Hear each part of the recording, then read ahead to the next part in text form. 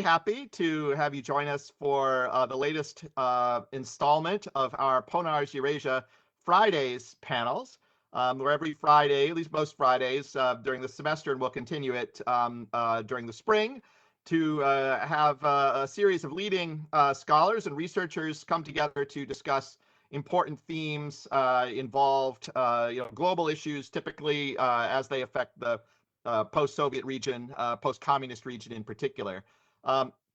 Want to, at the outset, thank Carnegie Corporation of New York for supporting this program together with George Washington University and the Institute for European Russian Eurasian Studies at the Elliott School of International Affairs at GW. So without all the support coming from there, we couldn't do what we were doing. Let's move on to the substantive discussion. And today's topic will be Shaping a Usable Past, Memory Wars in Russia and Central Europe. So we'll have 4 speakers, and each speaker has been asked to keep their comments to about 8 to 10 minutes, so as to allow plenty of time for discussion and questions and answers. What I would encourage you, the people in the audience, to do is to circulate your questions either directly to me or to everyone using the chat function here in WebEx. And then as moderator, what I'll do is after all 4 speakers have spoken, I will address some of the questions to each presenter. In most cases, depending on how themes fit together from different questions, they organize the themes thematically rather than sort of mechanically in terms of who gets a question first, and also to spread out the questions to the different presenters. So we will go in, I guess, the order that I think was listed on the advertisement, which means we will start with James Richter, who is professor of politics at Bates College, and he will be talking on the statue wars of Prague during the pandemic, ontological security, public memory, and hybrid warfare. So, Jim, the floor is yours. Hello, everybody. First of all, I want to thank Henry, Marlene, and Madeline, and all the people at Ponars for making this possible. I'm very happy to be on a panel with such illustrious panelists, so I'm looking forward to seeing the whole thing. Now, I'm going to share my PowerPoint here and make it a slideshow. It's different from Zoom, as we all know. So I've changed the title a little bit when I found out I only had 8 to 10 minutes. So instead of the statue wars, it's more the statue war. And so I'm going to be focusing on the diplomatic conflict between the Czech Republic and Russia over the removal of the statue of Ivan Konev in Prague 6, the affluent the affluent district in Prague, in the middle of the first wave of the pandemic on April 3rd, 2020. So the first thing I want to do is talk a little bit about who Ivan Konev was. He was the commander of the First Ukrainian Front during World War II. He is credited as the liberator of Prague, and this statue was constructed by the communist regime in Czechoslovakia in Prague 6 in 1980. The figure of Konev and this statue as well became more controversial after 1989.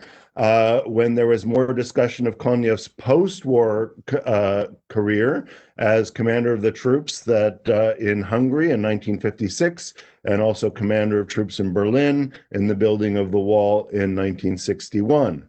Many believe, although he was already retired, that he also played a role in the preparations for the 1968 invasion of the Czechoslovakia. And in recent years, or at least there's a discussion in the Czech Republic about his role as a liberator of Prague because of there was a Prague uprising by the Czech resistance starting on May 5th. They were able to hold out the German army until the German army decided to leave in order to surrender to the Americans. And so when Konyev's troops came in. There was a few mopping up operations, but basically they were entering a city that was devoid of German troops. So the statue after 1989 was the victim or the target of several acts of vandalism.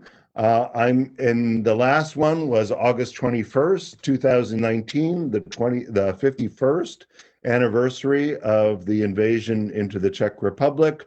But this time the head of the municipal district, Andrzej Kolář, said that this time the district wasn't going to clean it again. They were going to leave it as it was and hopefully remove it, because Kolář said in his Facebook, "Red, after all, means beautiful in Russian."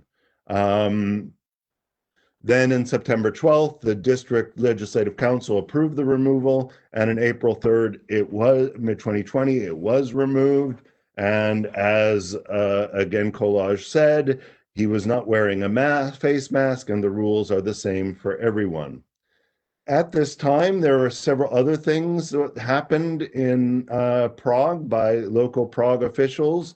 The head of Zaporia, Pavel Novotny, announced that he was going to construct a memorial to a member of General Andrei Vlasov's Russian Liberation Army, who had been fighting for the Germans, but in the last days, during the Prague resistance, changed sides and helped the resistance and against the Germans. Then in February of this year, the mayor of Prague, Zdeněk Hřib, essentially renamed the square that the Russian embassy was on as the Boris Nemtsov Square. And Hřib also has been angering Beijing with various gestures that sort of recognizes Taiwan's autonomy as a separate state.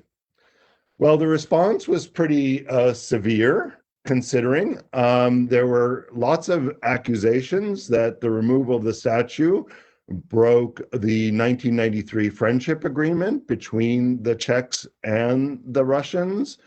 On April 7th, 4 days after the removal of the statue, the Duma passed a law criminalizing the desecration of monuments to Soviet soldiers, including extraterritorial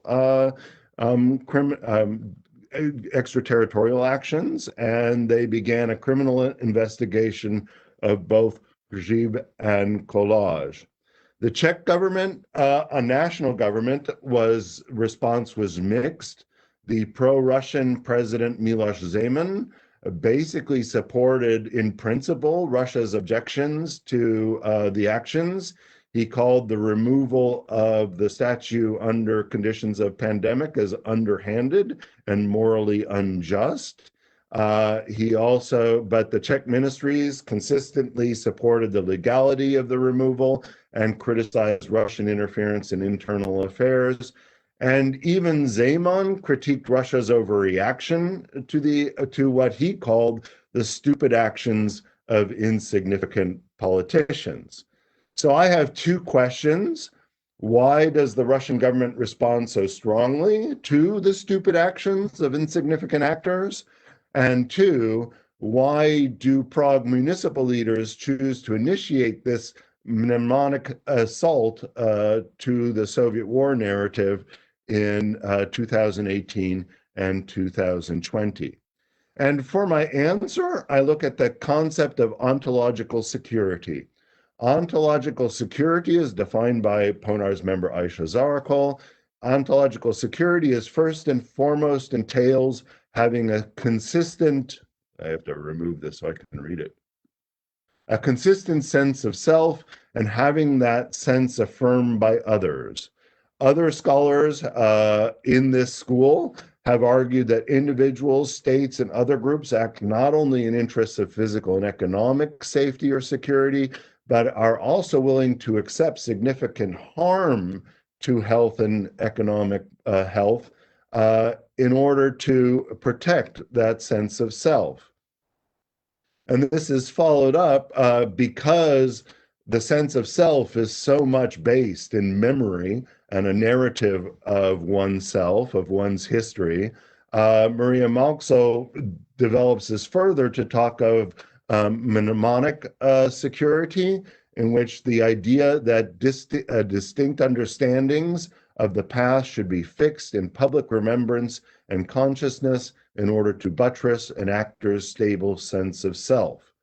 So the essential argument then is that a challenge to a fixed narrative represents a challenge to a sense of self that then requires a remedy. And here then we have an understanding for Putin's response. I think many of us recognize that Russia has suffered from a persistent ontological insecurity regarding its international status. Aisha Zarakol argues that it stems at some part as a latecomer to international society in the late 1600s, early 1700s, so that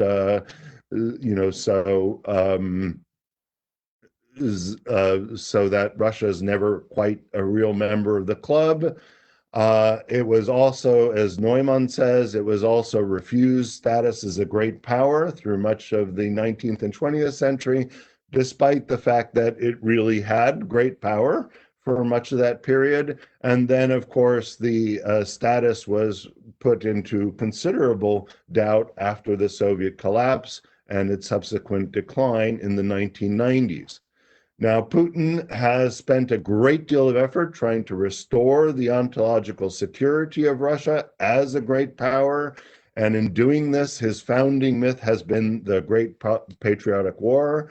I've heard Alexei Miller say, our co-panelist in a podcast. And then, so a challenge to the myth is therefore a challenge to the status. And as Maria Malkso again says, that criminalizing dissent on the narrative of the Great War actually increases the sense of threat that arises from any challenges to that myth.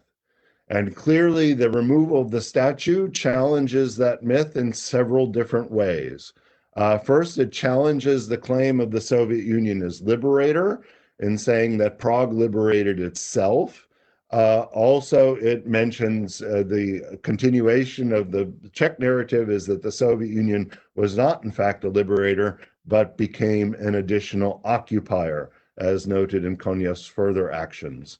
Also, I would argue that the removal of Konev by sort of removing this vestige of Soviet domination, again, challenges the division of Europe in Yalta, which Putin said in June in his article in the National Security that Yalta was the guarantor of security and peace. So that's the Russian version. The sources of insecurity among Prague's politicians, I think, are interesting as well. So Kolozh, Grzyb, and Novotny really have little to do each other. So it's interesting that they all do this at the same time. A minute more, 2 minutes. They are from different parties. They have different personalities. However, all three of them are sort of urban, politically centrist, pro-European men in their late 1930s. They've all made their success in the post-1989 and post-2004 Czech Republic. That is, they made their success in the European Union, and they are concerned about sources of ontological insecurity to European identity, Czech's European identity. So what are the sources of ontological insecurity? One, East Europeans as latecomers to the European Union all face some sort of ontological insecurity, as Yelena Subotic mentioned in a recent book. But Czech politics presented additional threats. You have the populist style of Andrej Babiš, elected as prime minister. You have Czech president, the pro-Russian, reelected in 2018. Also, for the first time in 2018, the Czech Communist Party, which is completely unreconstructed since 1989, is brought into a ruling coalition for the first time by Babiš. And you also have the surrounding events of populism and Russian interference in Eastern European affairs. And so that all adds to a question about Russians, about the national identity as a liberal European country. And so that, I think, won't talk about the rest, but I think the Prague initiatives basically were more an effort to confront Zeman and Babiš about what should be liberal European, what should be the Czech national identity, and not really aimed directly at Russia, but trying to use Russia as kind of a proxy. And I'll talk, if anybody has questions, I'll talk about the role of the Prague Uprising and also a symbolic reattachment to Austro-Hungary. And that's it. Thank you very much. Hey, great. Thank you very much. Yeah, very interesting. I think a lot to follow up with, which we could do in the question and answer period. So let us move on now to our presenter, who is Yvonne Carrillo, who is professor of political science at the European University at St. Petersburg. And he will be talking on nationalizing Russian war memory since 2014. And I would note that he partly presenting a policy memo that's already been published on the Ponar's Eurasia website, together with his additional insights. So let us turn the floor over now to Yvonne. Thank you, Henry, and thank you for all of this panel. I will start with reminding that in 1963, President John Kennedy, in his address at American University, recollected that no nation in the history of battle ever suffered more than the Soviet Union in the Second World War. And that recognition by John Kennedy was an important and vital step towards the Soviet-American understanding and the future, and predetermined to a large extent the future detente, which Kennedy did not live to, but it was one of the major prerequisite was the common return to the common vision of the Second World War, the vision that was spread during the war, during Franklin Delano Roosevelt administration, but that was abandoned during the early Cold War.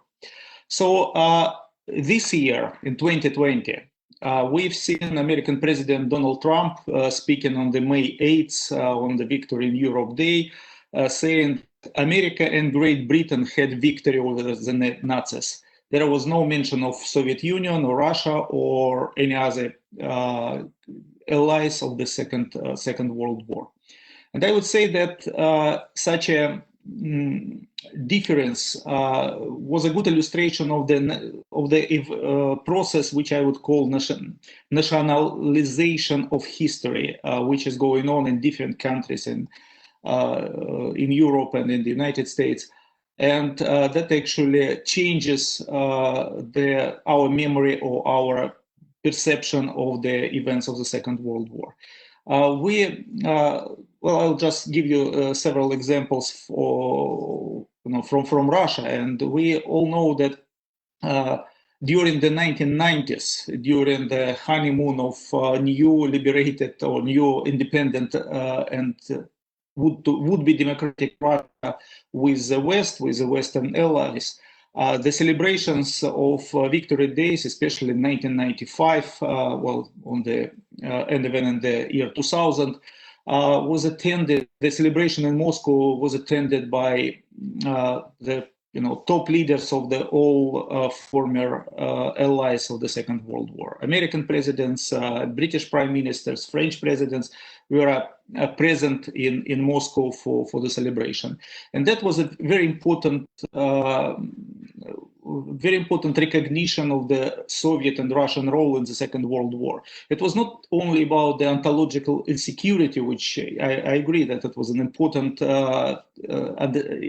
description of the problem, but it was also important for Russia because it actually, the recognition of the Russian role in the Second World War put Russia or the Soviet Union during the Second World War on the right side. And that was an important also because the great sacrifice by the Soviet people, 27 million people died during the war, should be ascribed to a noble cause of elimination of Nazism in Europe. And that was, if not well, that was not if this huge hecatomb of Russian dead was a price for the elimination of Nazism, it was at least somehow makes those victims not getting in vain, not left in vain.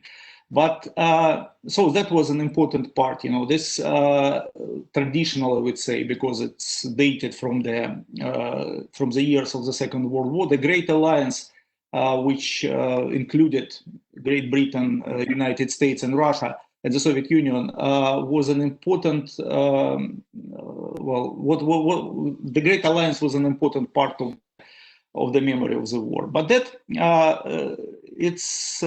this vision of the Second World War started to change in Europe, in Russia, in the United States, for different reasons. I would not want to mention now all the reasons, because it was, it was actually studied pretty widely by a number of scholars recently. But I would say that even in 2015, well, it was 1 year after Crimea and 1 year before American elections of 2016. In 2015, President Putin still greeted Western allies of Russia during his speech on the Victory Day. And he was repeating that it was a great alliance which Russia was part of, or Soviet Union was a part of, that won a victory over Nazism. And that was an important recognition. But since that, in 2016, especially in 2017 and in 2019, well, 2018 was an exception because it was an Israeli prime ministerial visit to Russia at that year. But in the 2017 and 2019, Putin's speech during the Victory Day was quite different. He reminded that it was Russian people who won the most heavy burden of the war. That was the Russian people who liberated Europe from Nazism. That it were Russian people and Soviet people that actually won a victory. And even in 2019, Putin even referred to the Russian Soviet people working behind the front line in Siberia on the military production lines as a real second front, directly mentioning the second front as a big hope of Soviet people, which happened too late to get real help. It was also widespread change of the perception of the role of the allies. So that was a more and more vision of the victory as a victory of the Soviet Union. And we can see also on the other countries in Europe and see that, well, in some countries, especially in, well, the most obvious example would be, of course, Poland. The whole idea, the whole narrative of the Second World War has been changed. And now this new narrative of totalitarianism put Russia on the other side. And it put Russia into the same camp where the Germany was always. And that means, looking from Russian side, it means that all the 27 million people who died during the war died not for liberate from Nazism, but just to conquest Eastern Europe and to establish a new totalitarianism over the conquered nations. And that actually somehow contradicts not only the feelings, but also it produces a huge wave of emotions here in Russia, and the emotions were widely used by current Russian political regime. And this actually, we come to the question which I will try to answer. The question is why the history of the Second World War became nationalized by the politicians of the current generation, by politicians in the United States, in Russia, in Poland. And my answer maybe not comprehensive, but one of the possible answers to this question would be that the war narrative became nationalized because the politics became more domestic. Because not because Russia or the United States or even Poland needs to prove something for the international community, but because the politicians in each of those countries uses the memory of the war as a magnificent, powerful domestic political tool. And so we see how nationalistic government in Poland uses this accusation of Russian totalitarianism as one of the tools to improve its standing in Poland. And the Russian response, like Putin comments, remarks toward Poland, which were sometimes rude and sometimes probably unjustified, also used by nationalistic politicians, but it works both ways, because for Mr. Putin and for the Russian political elites, this existence of Polish nationalists who try to steal the memory, the sacred memory of the Russian dead, also produces the emotions to mobilize people around nationalistic program, and this is how the memory of the war became the part of the domestic splits and domestic calculations. And this is actually what we see not only in Poland and Russia. We see similar things in the United States. If we read, for the United States, of course, the Second World War was not as important memory as it was for Russia or for Europe.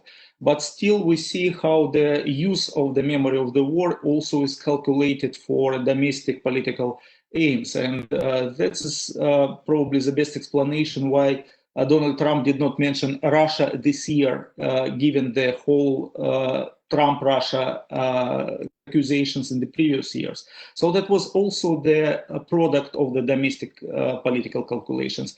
And this is what we have with the memory of the Second World War, this 80 years after after the war.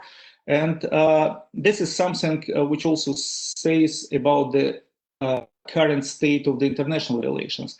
The international relations at this point has no narrative, no shared narrative. We do not have that common history anymore.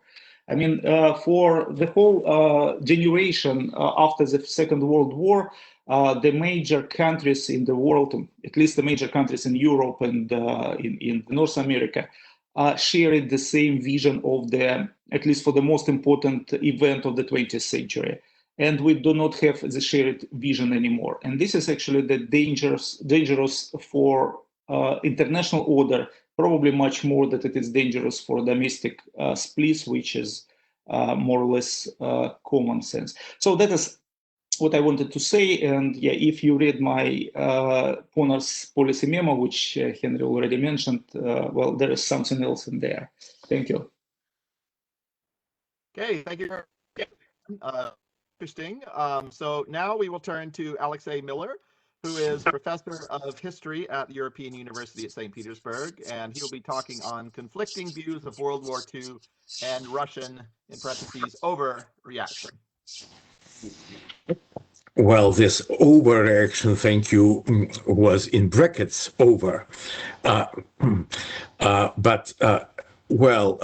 begin with saying that there are generally, simplifying a little bit, just a little bit, four narratives of the Second World War. Two of them enjoyed, so to say, official status. One was the Western European narrative, which focused on Holocaust as the crime of the crimes, and which gradually became one of the very important elements of European identity, which included also the necessity to look at your nation's own responsibility for Holocaust, because it was not only Germans who were responsible for that, of course.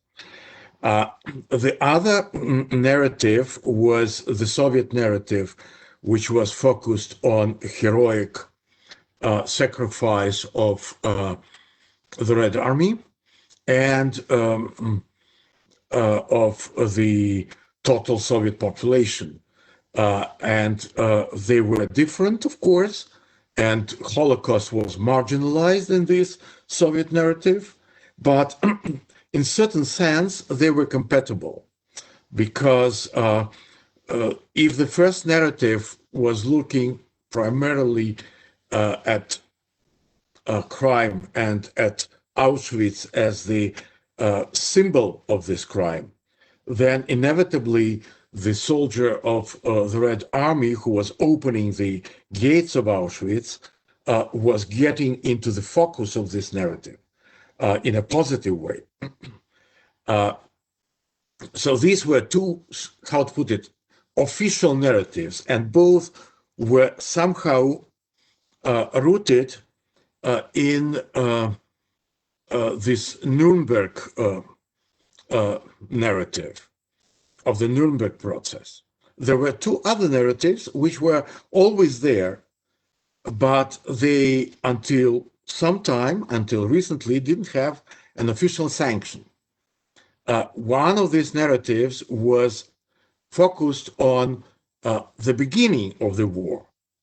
And this beginning of the war was focused on August 23rd, 1939, when two totalitarian powers, and here this tale of two totalitarianisms becomes the backbone of this narrative, conspired against the rest of the world and basically started together the Second World War, and are together responsible for all terrible things which happened in this war. Now, this narrative got some sort of official confirmation in September 2019, when the European Parliament voted for the resolution about the significance of remembrance in the development of Europe.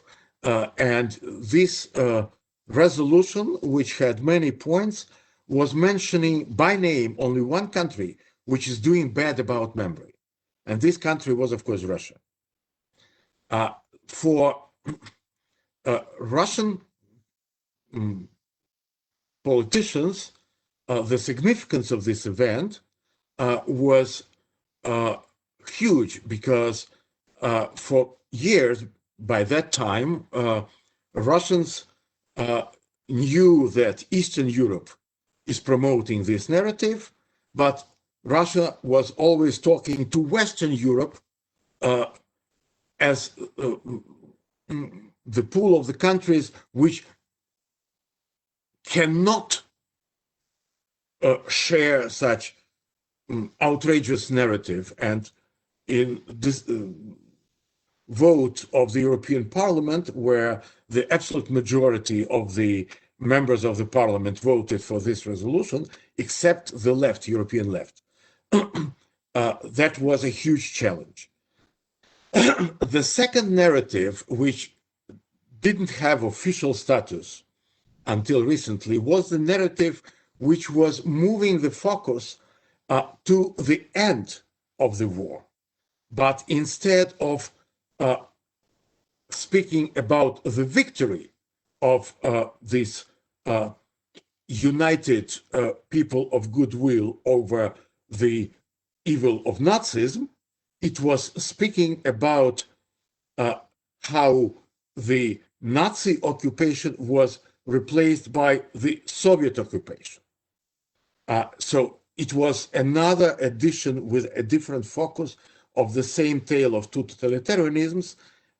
And this narrative got its official status on May 7th this year, when Michael Pompeo with 9 ministers of foreign affairs of the new members of NATO from Eastern Europe signed together this declaration, which mentioned the war itself only in first 3 lines, while the rest of the declaration was about this suffering and this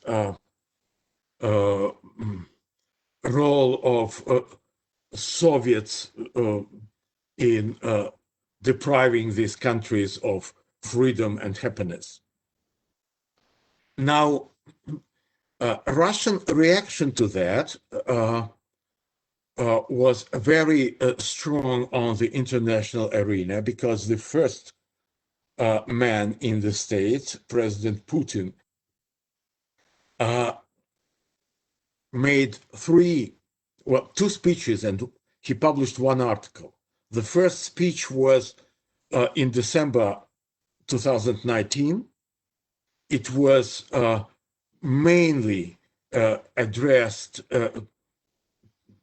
aimed at attacking Poland and its role in the pre-war period. It was extremely aggressive, extremely harsh, and it was very much in tradition of this antagonistic approach to memory politics, in which dialogue is not a possibility, in which you have to destroy and disqualify your enemy. And then there was a speech which he gave in Jerusalem when they celebrated there in Yad Vashem the liberation of Auschwitz, while in alternative celebration in Auschwitz itself, Russian representative was not invited. And while European Union issued a declaration in which it said that the Allied forces liberated Auschwitz without ever mentioning that it was actually the Red Army. And this speech by Putin was rather polite, and it was mainly focused on this point that we need a new dialogue about the lessons of the Second World War in contemporary situation and contemporary conditions, and that he invites the members of Security Council to come together and to launch this dialogue. And the same point was repeated in his article, which didn't get much attention. Among American scholars, if I remember correctly, only Philip Zelikow and Steve Kotkin talked about this article seriously. But that is one part. So we have already here a contradiction between this antagonistic approach, which does not allow for any dialogue, and we have the attempt to invite the collective West for a kind of agonistic dialogue in which we might disagree, but disagree with respect to each other.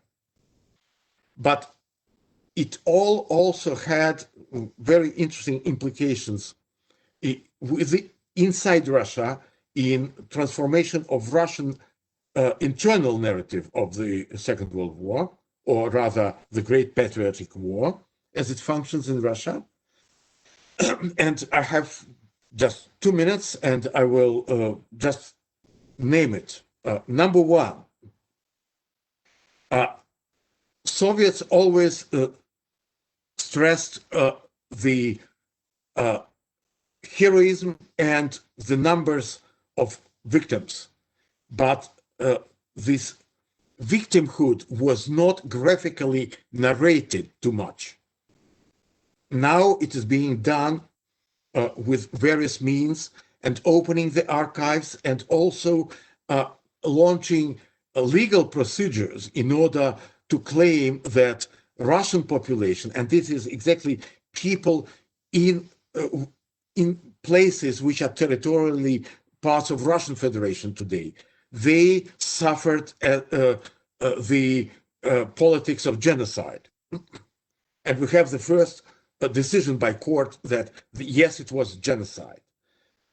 Point number two, the opening of the archives by Russian government allows to bring into public the stories about collaboration of former Soviet peoples with the Nazis in Holocaust, which was always downplayed because it was a kind of Soviet peoples, and now it becomes a new mainstream of Russian memory politics.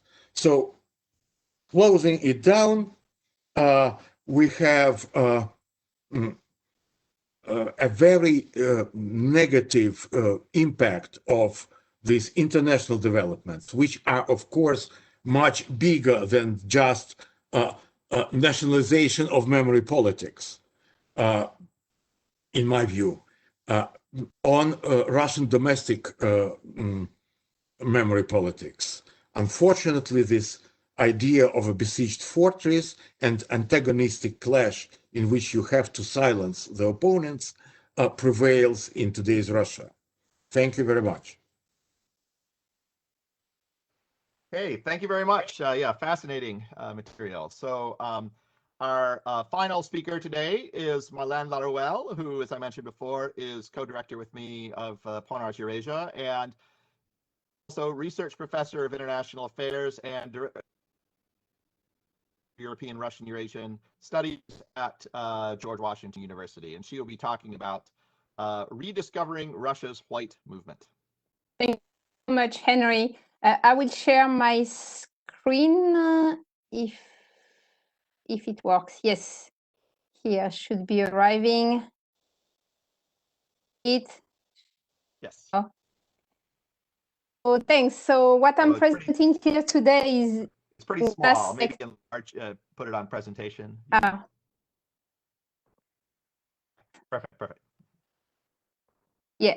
Thanks. So what I'm presenting here today is part of a book I just published with one of my colleagues from Ulan-Ude, Margarita Karnicheva, on the memory around the Russian Civil War. And that's true that it's a kind of really less studied aspect of memory politics in Russia. There have been quite a few things, really few things published on it, while I think it's a really important element because it shows the difficulties at building an alternative narrative of the Soviet century in today's Russia.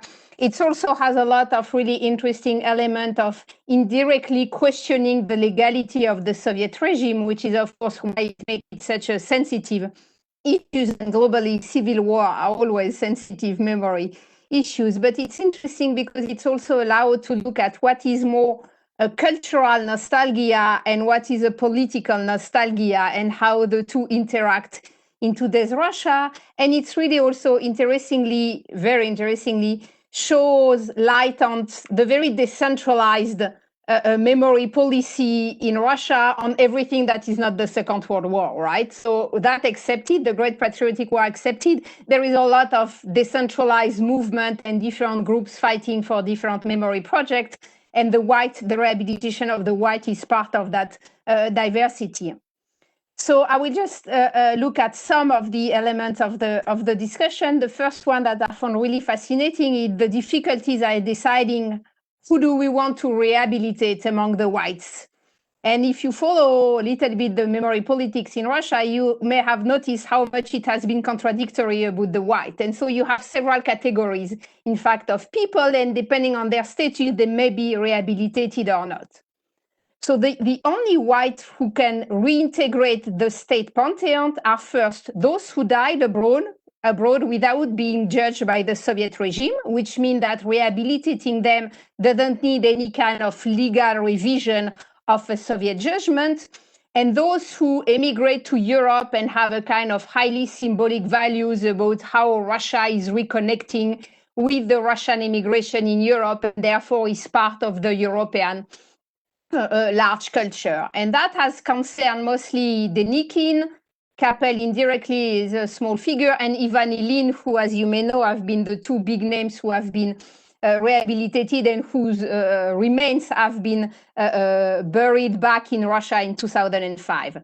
Potentially, Wrangel would have been also rehabilitated, but the family has so far refused. But the authorities have proposed to the families to have Wrangel's remains being repatriated to Russia. So in both cases, Denikin, Wrangel, in terms of political leaders, two leaders who died in emigration without being judged by the Soviet regime. The second category is those who couldn't get rehabilitated legally, but are still kind of culturally rehabilitated. And of course, the big name of that is Kolchak, who has, I mean, there is a real fashion around Kolchak that is really interesting to follow, even if legally each time some groups have asked for a revision of the Soviets' judicial accusation against Kolchak, it was refused. So you have this kind of ambiguous possibility of being culturally reintegrated into the pantheon, but not legally rehabilitated. Then you have interesting phenomenon of people who are like partly rehabilitated or recognized by some local authorities, but nothing is happening at the federal level.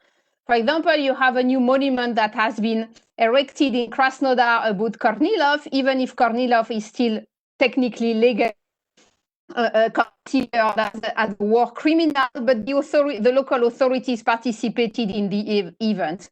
The same around Wrangels. You have some kind of, each time there is a new monument or something links to him erected in either in South Russia or now in Crimea, you may have some local authorities attending the event, but nothing is happening at the high federal level. And then you have those who are totally excluded from the state pantheon, and of course that's all those who collaborated with Nazi Germany.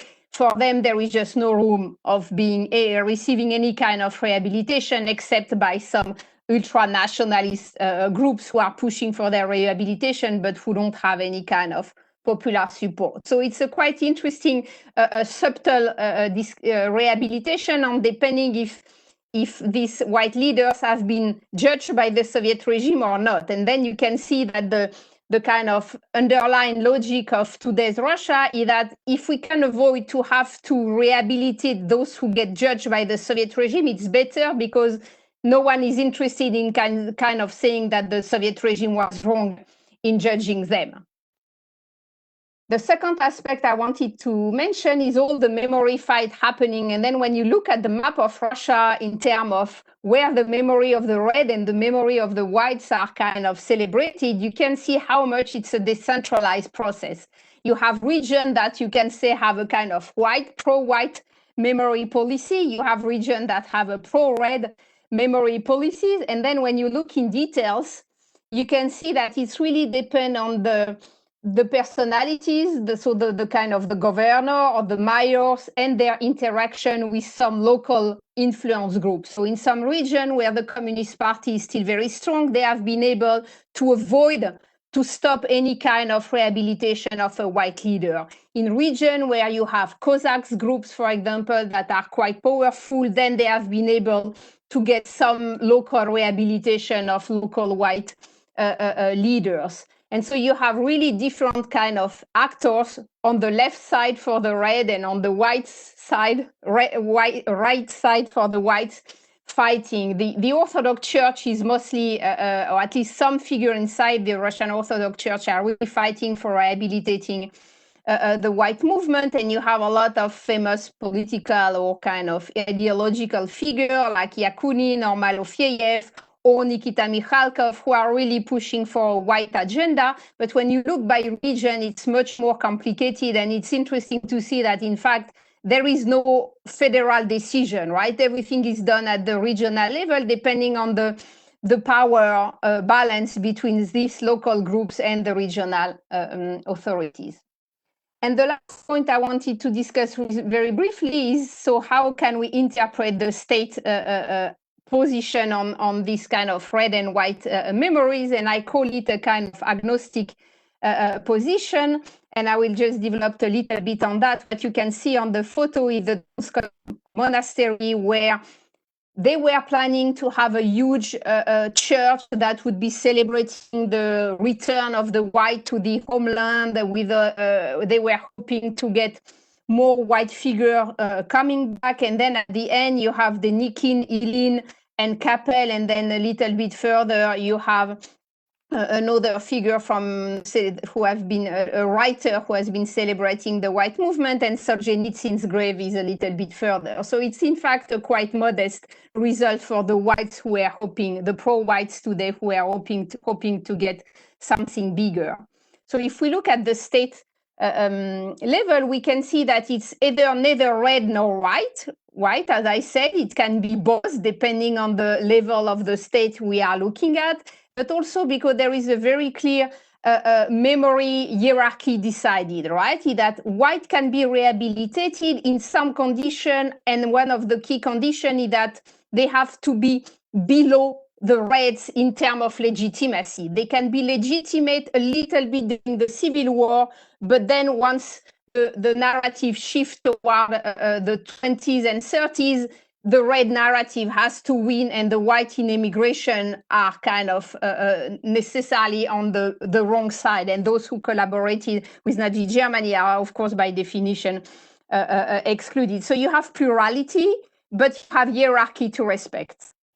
You can also read that state position differently, but seeing the state being still more red than white for several reasons. First, you have a kind of institutional inertia, and so a lot of historical association or museum are still just used to celebrate the reds more than the whites, and are continuing doing that.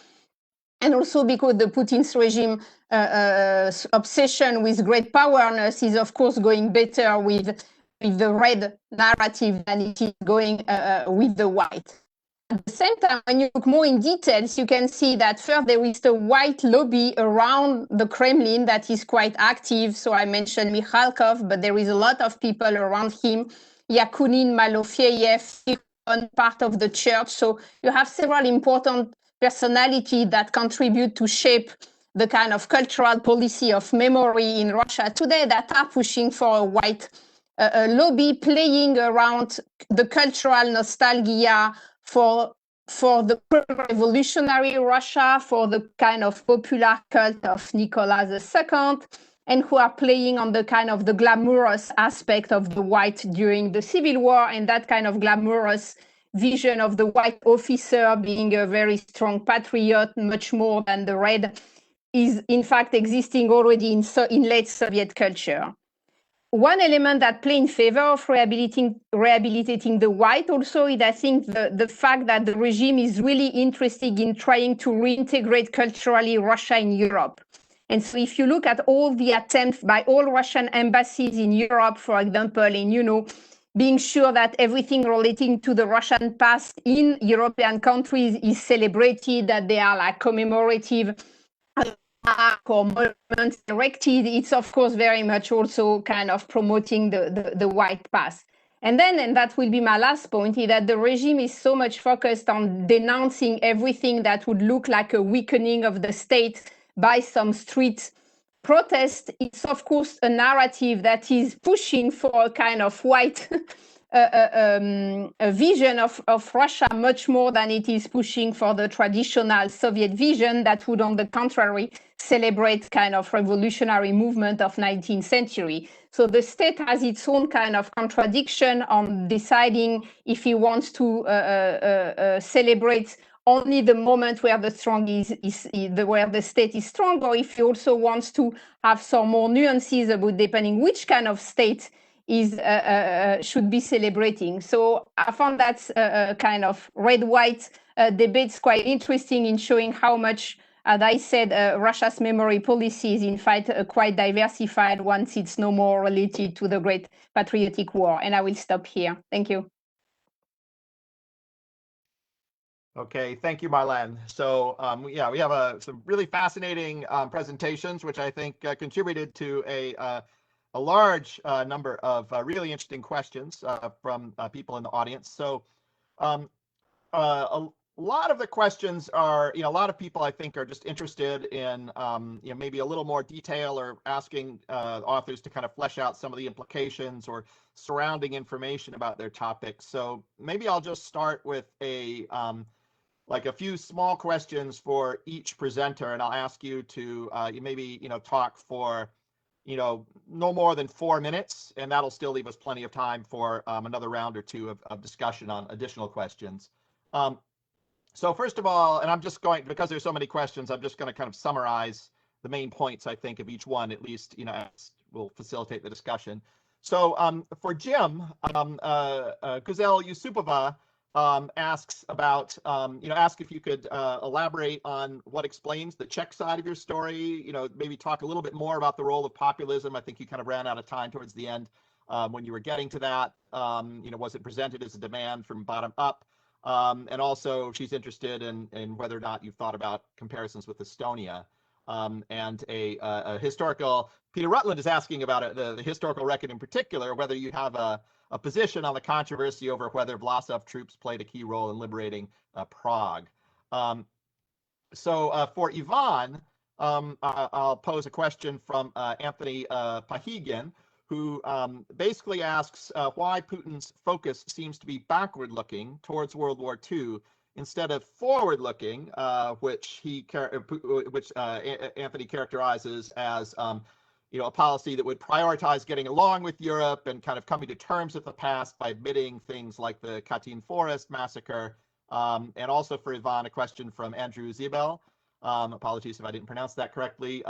Is there a growing dissatisfaction in Russia about the use of these narratives? So how is this playing within Russia itself? For Alexei, there are a few questions of various types. So Mikhail Filipov asks, he notes that you use the term outrageous to characterize the EU narrative and asks if you can elaborate on why you use that term. Jesse Driscoll is interested in the legal targets of the claims of genocide here and asks whether the goal is to seek financial compensation from Germany and whether that's realistic, if so. And Peter Rutland also asks again about Vlasov, what the official position is today on Vlasov. And for Marlene, let me pose a question from Edgar Chen, which is, what is the history of statue removal within Russia? De-Stalinization, removal of Lenin statues after 1991. Again, it's not exactly about the pre-Soviet history that you're interested in, but I know you know a lot about this anyway. And so there are more questions. So I, again, ask people to try to keep your remarks to no more than 4 minutes. Less is better, so we have plenty more time to get to the other questions. So let's go in the order with which we started. And so we'll start with Jim. Okay, yes, there we are. So I'll start with the Vlasov because I really don't have a firm idea. Unfortunately, the pandemic, as I was going to get to that part of my research, the pandemic intervened. Actually courses intervened and I've been slammed trying to teach under these conditions. So I haven't gotten into it. So I just know the secondary material and it's clear that they had a significant role. But I don't know if they would be called decisive or not. That's as best I can do right now. As far as to elaborate the Czech story on why they were responding, I think it was this sort of feeling, and here this is also hypothesis because I haven't been able to be in the Czech Republic anytime recently since last December. I think it was a sense of that for these people who had made their career in a European Czech Republic, that there was a threat to that. And that threat came not only from Zeman, but from a lot of the changes that were happening in Eastern Europe. And I think it is common. I don't know much about Estonia, but I know that there has been a consortium of mayors in like Bratislava, Budapest, Warsaw, and I think it's Warsaw and Prague, of mayors who are trying to bind together and to protect the European identity of they don't say it that way, but fighting for reform, but essentially trying to protect the European identity under what they see as a common threat. So it is interesting to see the splits there. And again, one thing I would recommend is Yelena Subotic's book on Yellow Star, Red Star, which talks about this in some detail as well.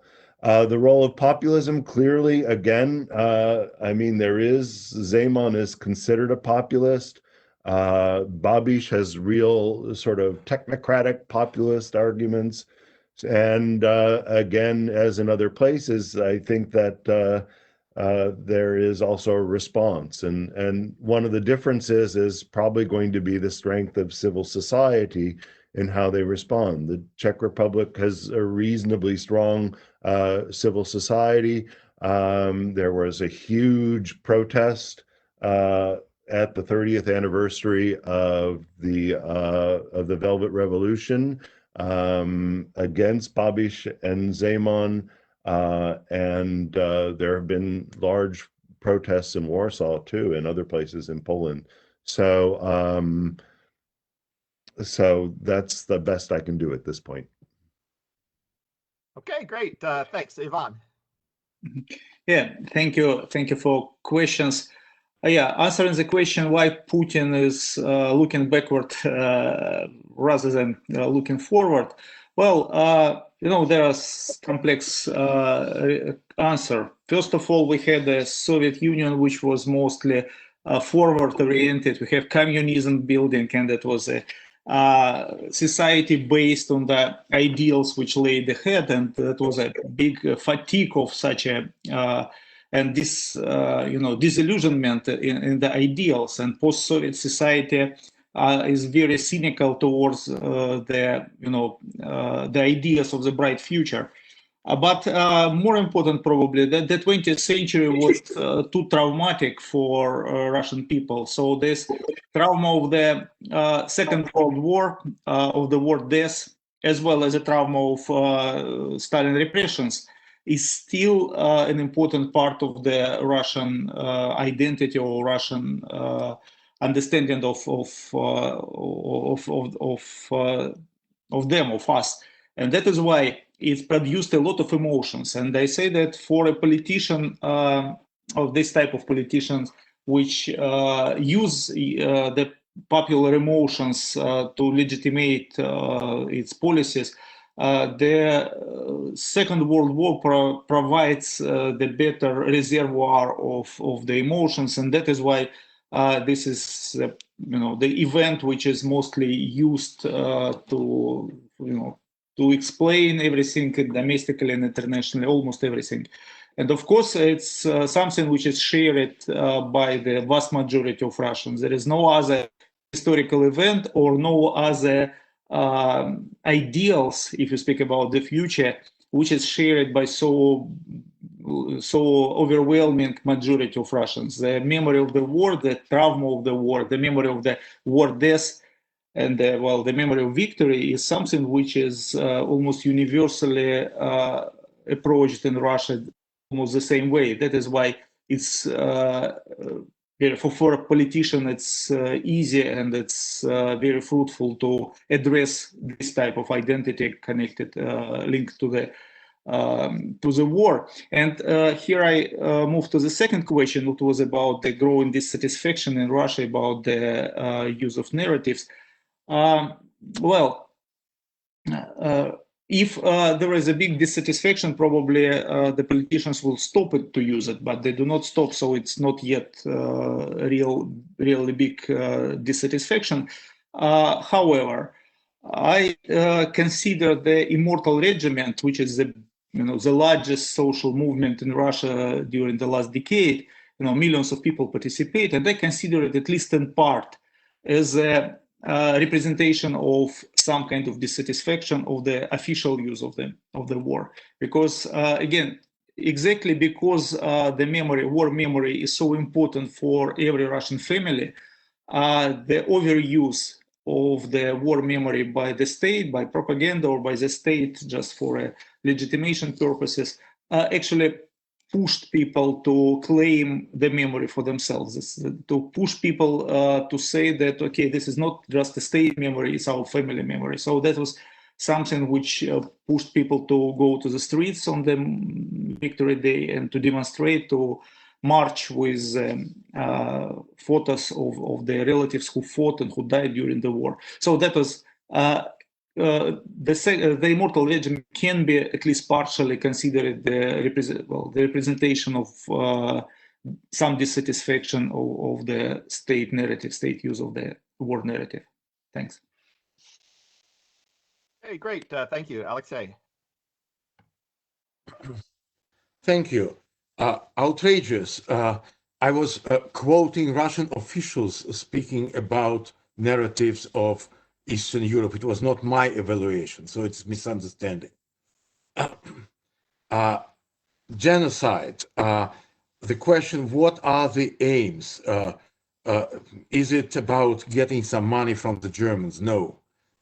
It is about this typical East European sport, which is described in the famous article In Search for Lost Genocide.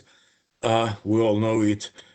It's about, if you are a victim of genocide, then you are a victim, full stop. You cannot be blamed for anything. That is the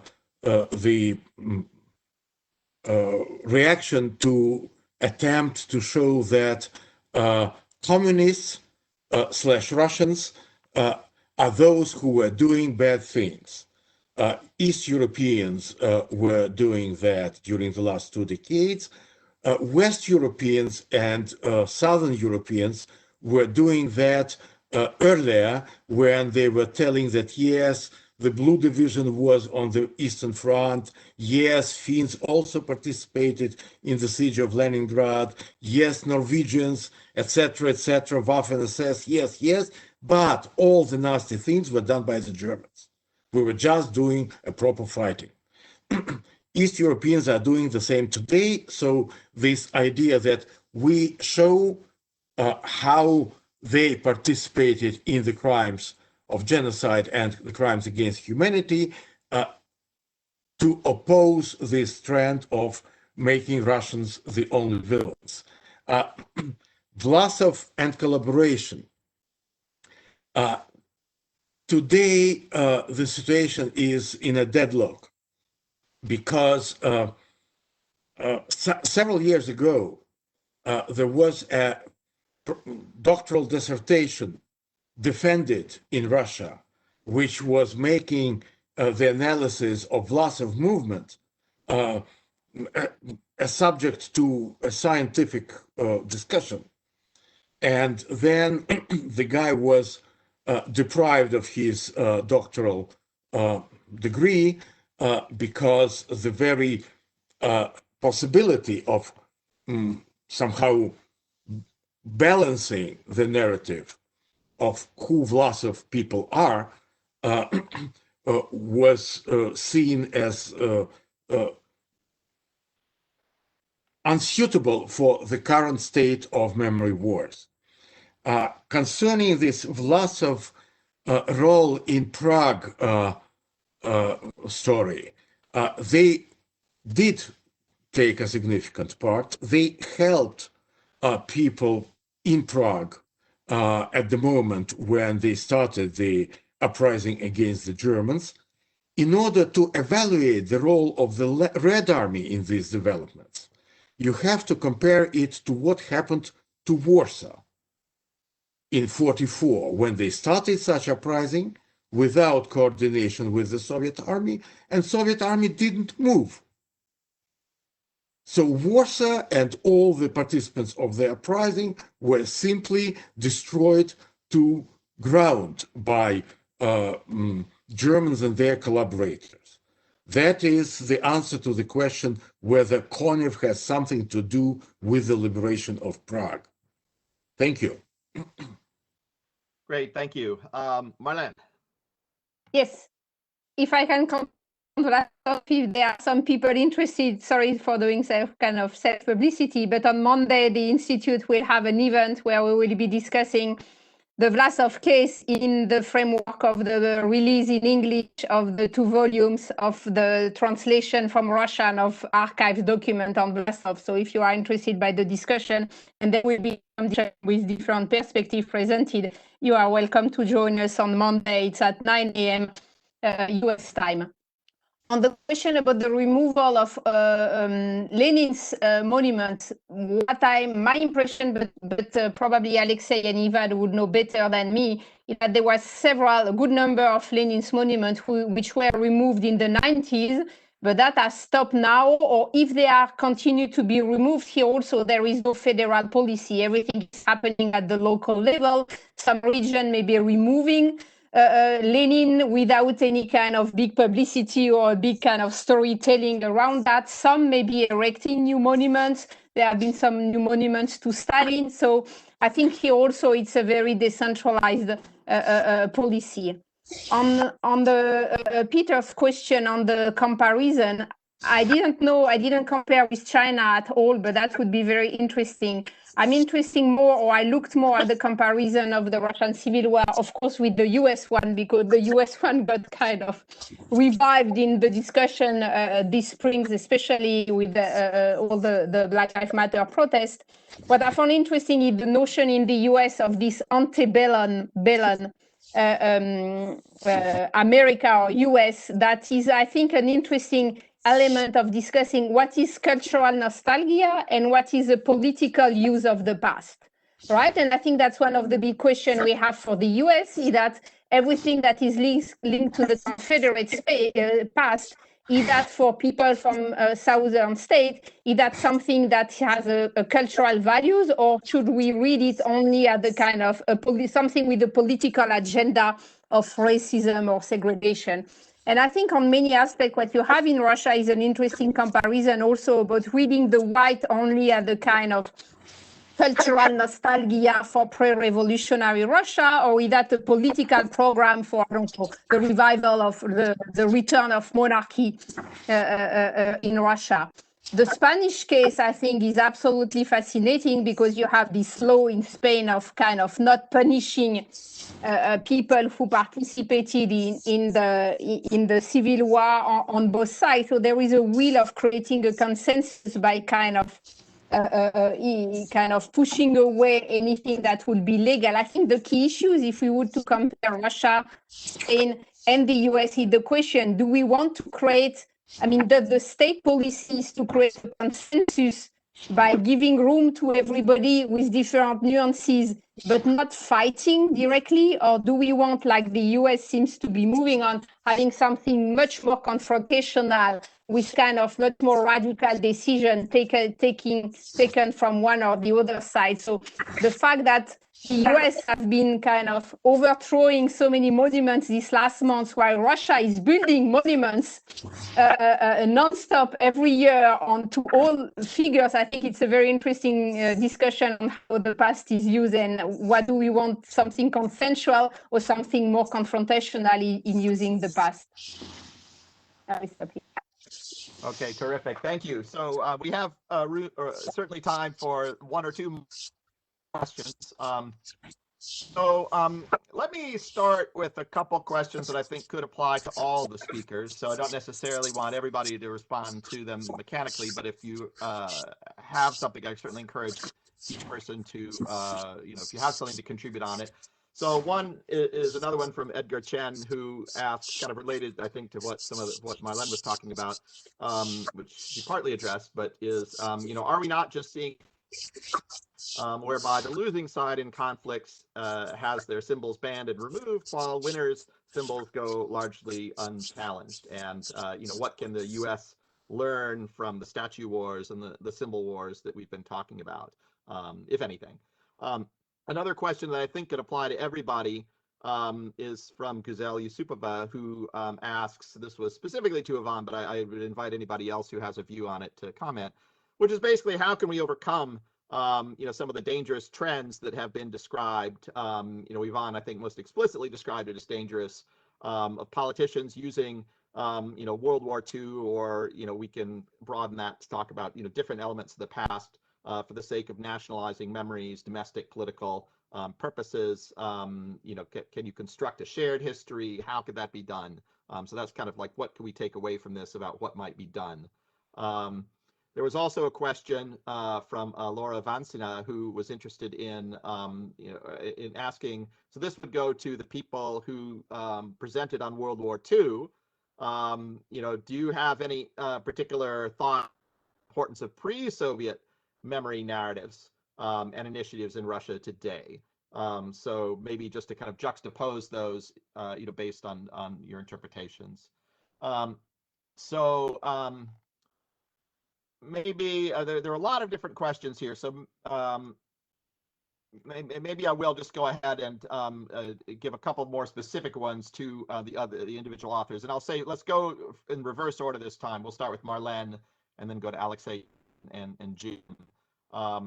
So for Marlene, there's a question from Peter Rutland, who asked you about comparing the Russian case with the American Civil War, which you just kind of addressed, I think, but maybe the Spanish and Chinese Civil Wars, if you had something more to add about that. And Gulnaz is interested in, she makes the observation that while politically we have regional governors increasingly losing their political identities and agency vis-a-vis the Kremlin, regional communities as such seem to be developing and acting on negotiating their identities. And so an increasing expression of cultural memory and divergence coexists with political homogenization when it comes to our views of our governors. So maybe if you could comment on that. So I think, for Alexei, I'll just ask you maybe to comment on the broader questions, because I think those certainly applied to you. And Yvonne got a couple more specific ones. So, one from Rich Arnold was interested in, changes that you might see afoot in Ukraine, if you've looked at that. And in terms of, narratives of World War II in countries like Ukraine and the role of the Holocaust and how it's presented. And Gulnaz also asked Yvonne whether or not the phenomena of nationalization of history and the recognition imperative are interrelated. Do they apply universally to countries? Are there kind of more specific developments that kind of give either one of those a greater imperative? And then finally for Jim, a couple specific ones. Gulnaz is more important, pre-existing sources of ontological insecurity, or the kind of process-based sources of it, at least as I'm interpreting the question, sort of the ongoing construction. And Julia Bidenko asks whether Zaman and or Babish can really represent Czech society at all regarding the readiness to cooperate with Russia in light of polls that she cites, that show that neither of these leaders has a whole lot of, certainly doesn't have a kind of high level of confidence in the population. So, again, we don't have a whole lot of time, but I think we have time for everybody to take 2 or 3 minutes to address what you can. And if somebody else has already said what you were going to say in relation to one of the bigger questions, I would just urge you to move on to one of the other questions. So let's go with Marlene, and then we'll work our way back. I think something that would be great would be to compare Ukraine and US in particular, because that's where they have kind of a more confrontational vision of the past and deciding to overthrow a lot of their status. What I think is interesting is that if it's all about the usable past, right? So it's all about how the past means something for the political future or the political project. I think the US case is really interpreted as what was the way we look at the past tell us who we are politically today, right? While in Russia, I think it's much more complex, maybe because the political spectrum is less pluralistic, but I think on many aspects, many people who are rehabilitating the white past are not necessarily fighting for a kind of monarchy restoration project. The big names are, but people kind of local nostalgia or way of cultivating local regional memory is not necessarily a synonym of having a political project.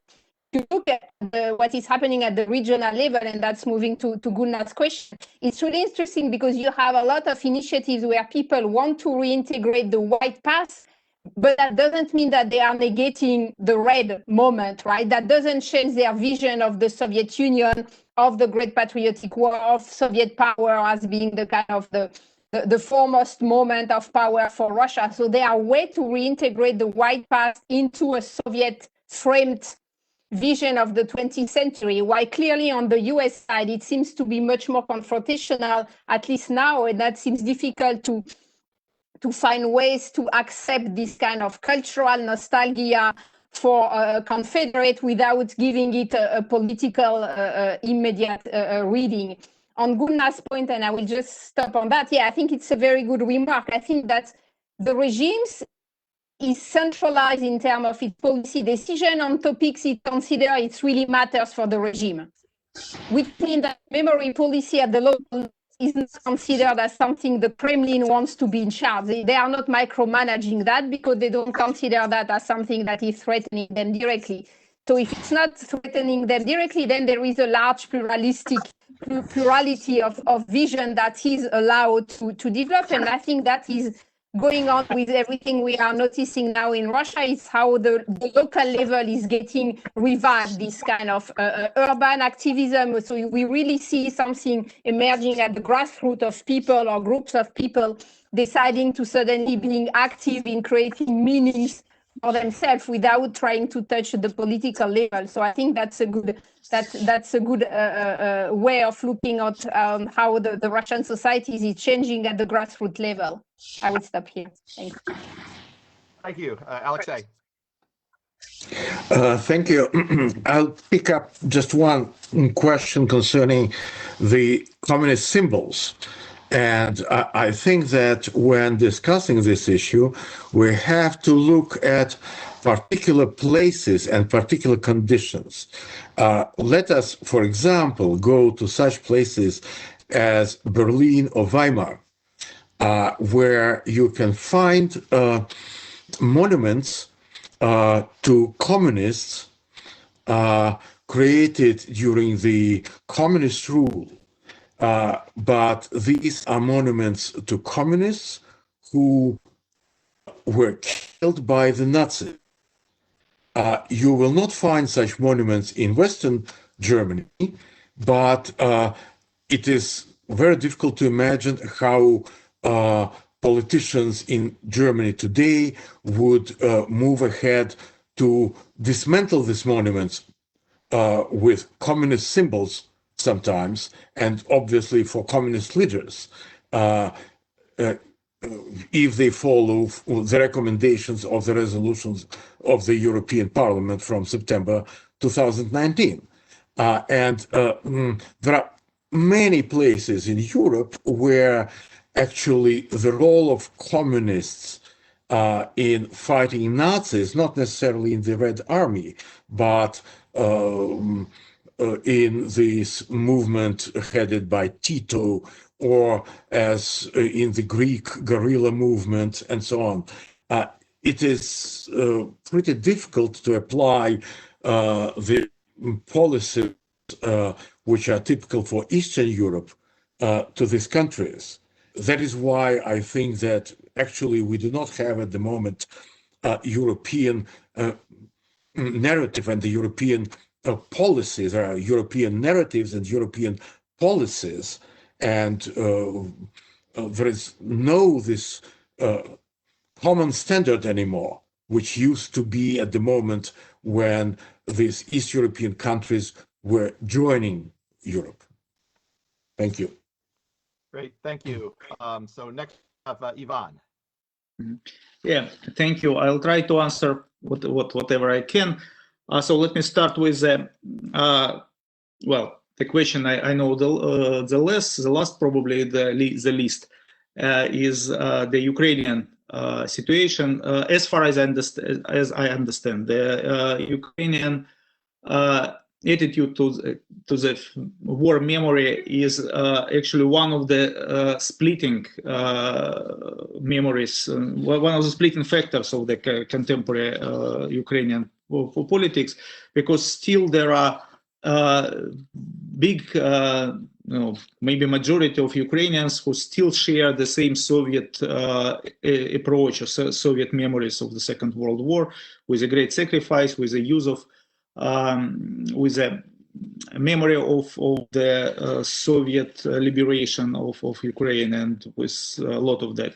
But at the same time, there is a big and influential alternative memory of the Second World War, with link to the Ukrainian nationalist movement, with the activity of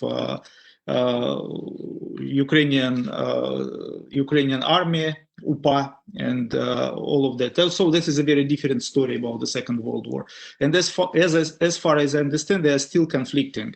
There was a part of the from the state to impose either in the strict form, impose like Western Ukrainian part of the family, or to just to get away from the Soviet part, this change of symbolics of the victory, the use of puppies instead of other visual representation. But it's still, I think it's still Ukrainian memory is split, and it's there are still Immortal Regiment in some cities of Ukraine, but it's a very different story compared to what is it in Russia.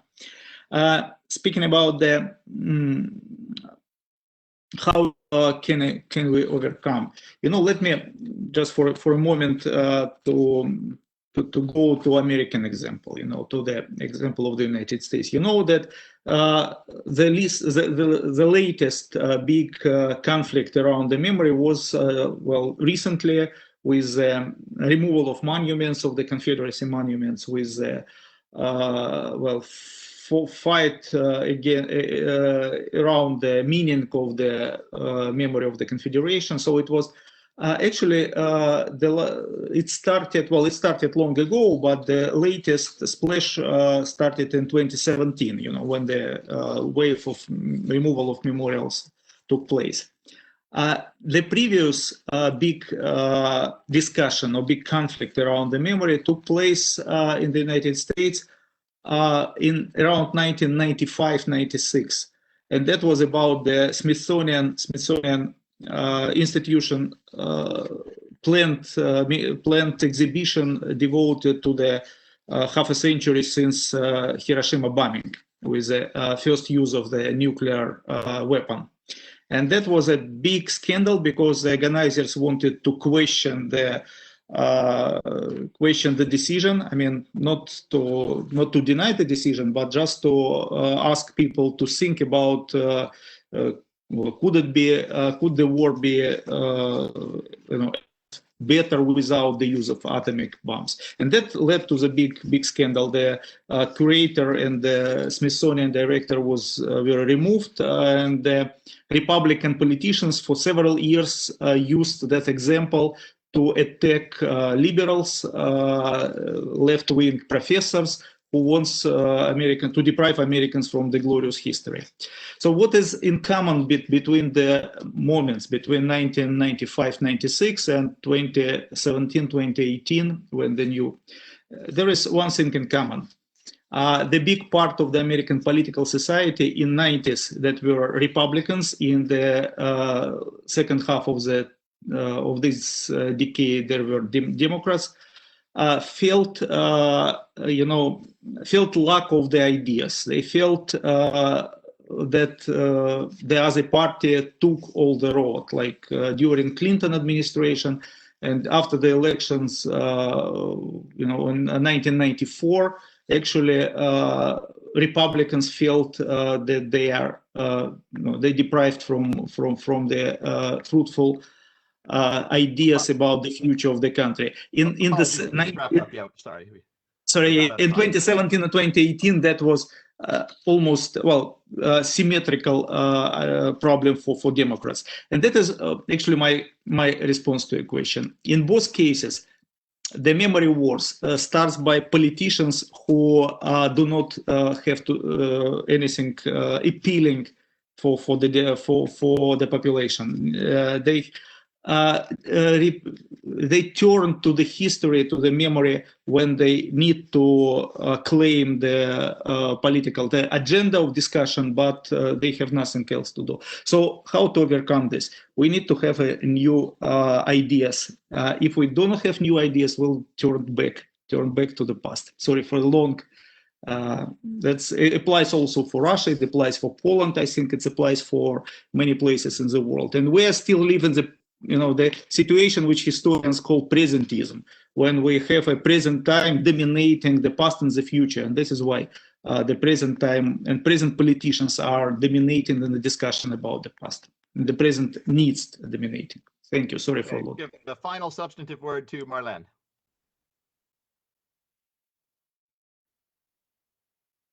Or no, sorry, Jim. Sorry, Jim. Yeah, sorry. Jim. No problem. Okay, so I'll just make a couple quick moments because I know we're running out of time. So with regard to Babiš and Zeman not speaking for the Czech nation, I would tend to agree. I think they're not necessarily the majority view, but given their political positions, it's a matter of some frustration. I know that the Green Party member who I believe first recommended the changing the name of the square where the Russian embassy is to the Boris Nemtsov Square mentioned that one reason why he proposed it is because that vision of that voice against some of the things that Putin did had not been represented in the Czech national discussion as much as they would like. And this was a very dramatic way to do that. To Gulnaz's question about pre-existing and process-based ontological security, I think they are clearly related. I'll make this very quick. I believe that the pre-existing structures are really an accumulation of the results of previous processes. And so therefore the structure creates a terrain upon which these political contests are operated. So obviously there are some positions that are high that have advantages. So in Putin, the using of the Great Patriotic War for his political advantages, that is something that is available and something that is easy. For some who would argue perhaps more emphasizing the Molotov-Ribbentrop Pact or whatever against Stalin, not necessarily against the war, that is a more difficult haul because of institutionalized processes from the past. And I'll just leave it there. Okay, well, thank you, Jim, and thank you to all the speakers for a fascinating discussion, and thank you to everybody attending for really a great set of questions that I think we had much more time on this than we had available today. Just in wrapping up, let me note that we have another event next week in the Ponar's Eurasia Fridays series. It will be focused on economic challenges facing Eurasia in the COVID-19 era, and it will feature Vladimir Popov, Peter Rutland, and Anar Valiyev. So we look forward to seeing you next week. And once again, thank you to everyone for a fascinating discussion.